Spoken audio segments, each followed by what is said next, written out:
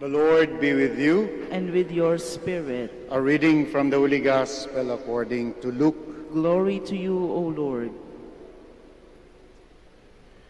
That very day, the first day of the week, two of Jesus' disciples were going to a village 7 miles from Jerusalem called Emmaus, and they were conversing about all the things that had occurred.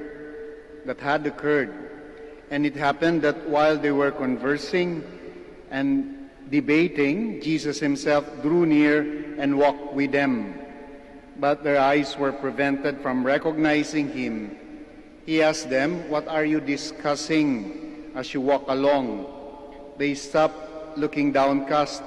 One of them, named Cleopas, said to him in reply, "Are you the only visitor to Jerusalem who does not know of the things that have taken place there in these days?" And he replied to them, "What sort of things?"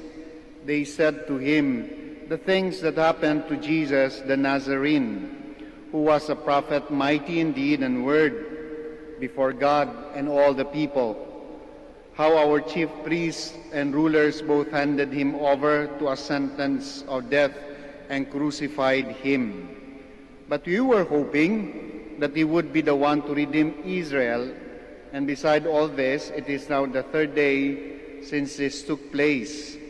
Some women from our group, however, have astounded us. They were at the tomb early in the morning and did not find his body. They came back and reported that they had indeed seen a vision of angels who announced that he was alive. Then some of those with us went to the tomb and found things just as the women had described, but him they did not see." And he said to them, "Oh, how foolish you are, how slow of heart to believe all that the prophets spoke. Was it not necessary that the Christ should suffer these things and enter into his glory?" Then beginning with Moses and all the prophets, he interpreted to them what referred to him in all the scriptures. As they approached the village to which they were going, he gave the impression that he was going on farther, and they urged him, "Stay with us, for it is nearly evening and the day is almost over." So he went in to stay with them. And it happened that while he was with them at table, he took bread, said a blessing, broke it, and gave it to them. With that, their eyes were opened, and they recognized him, but he vanished from their sight. Then they said to each other, "Were not our hearts burning within us while he spoke to us on the way and opened the scriptures to us?" So they set out at once and returned to Jerusalem, where they found gathered together the 11 and those with them who were saying, "The Lord has truly been raised and has appeared to Simon." Then the two recounted what had taken place on the way and how he was made known to them in the breaking of the bread. Dear friends, the Gospel of the Lord. Praise to you, Lord Jesus Christ. Please be seated. Yung Emmaus event, binasa nating Ebanghelyo, ay bahagi na ng resurrection stories. Sabi ko nga po, pagkabasa ko na naman ng Ebanghelyo, talagang si Lord back to work kaagad. Well, it's not as if he stopped working, but after the resurrection, he made true with his promise to make himself known that death has actually no power over him, that he truly was resurrected. He was raised from the dead.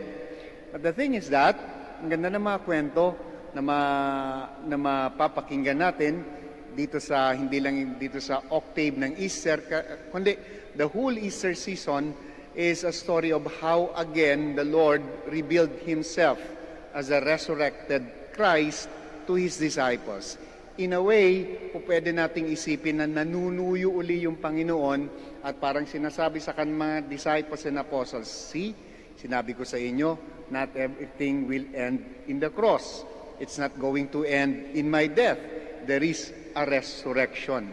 And then the Emmaus event is similar to that.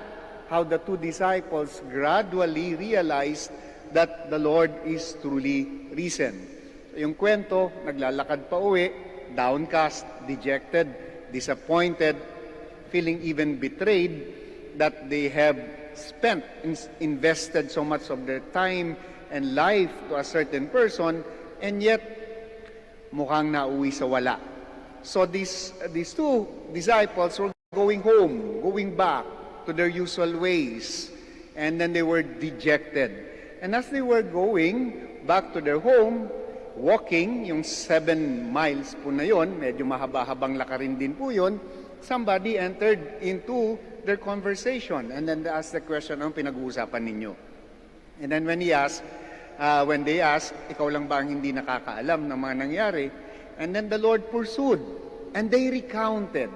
You know, how difficult it is kapag merong isang painful na pangyayari sa buhay natin, kapag pinapaulit sa atin, lalong-lalo na kapag sariwa pa, parang sabi, wag muna natin pag-usapan yan, sariwang-sariwa pa. It must have been very painful to them to recount everything that had happened the past few days. Masakit pa, sariwa pa, frustrated pa, ang bigat-bigat pa, at pauwi, naglalakad. And they were carrying that. And yet, they told the story. They obliged the one who asked them the question, anong nangyari? And they were telling the story. And then ang ganda po, sapagkat sa dulo, it was something that is unique. Sapagkat instead na madagdagan yung kanilang bigat sa loob, instead na madagdagan yung kanilang pain, instead na manariwa uli yung mga pinagdaanan nila the past few days, anong sabi ni Cleopas? Were not our hearts been burning as we were talking about it? It was a different experience. Kung tayo kapag paulit-ulit na lalong-lalo na kapag sariwa pa yung mga pangyayaring masaklap sa buhay natin, pabigat ng pabigat ang pagbigat yun. Toxic. It becomes even toxic. Hindi. Dito habang kinukwento nila yung pangyayari, it's not toxic. It was salvific. Because again, it brought them to the realization na totoo pala. And then along the way, ang nararamdaman nila is that we're not our hearts been burning. Ang nasa dulo sapagkat yun yung realization ni Cleopas. Bakit kaya? Sapagkat, as I was looking at the reason, unang-una, sabi ko nga kanina, yung kwento ay salvific. Yung kwento ay is about the resurrection. It's not an ordinary pain. It's a pain that is in the end would save us. It's a pain that did not end in death and in suffering. Kaya nga, nung pinagnilay-nilayan ko, sabi ko, mukhang hindi lang po pala talaga Pilipino yung ang Semana Santa ay natatapos sa Biyernes Santo, di ba? Kadalasan kasi sa ating mga Pilipino, pagkat sinabi mong Semana Santa, natapos sa Biyernes Santo. Kasi pagdating ng Sabado de Gloria, nasa dagat na, nasa resort na, nagpapahinga na, naghahandaan na sa bahay. No? But no. Even before, they were going home dejected, frustrated. They thought it all ended noong kanyang crucifixion and death. So the Lord's appearance to the two is a reminder to them that it did not end in futile ways. It did not end in death. There is something more. There is something more. Kumbaga sa Filipino movie, yung palang ay nagpabugbog yung bida. Di ba? Yung mga panahon ni Fernando Po Jr. na mga genre ng movie natin na sa simula muna ay nabubugbog yung bida. But it's not the end. No? There is always something that is the resurrection. And for us Christians, it is important to complete the story that there is a resurrection. It's salvific.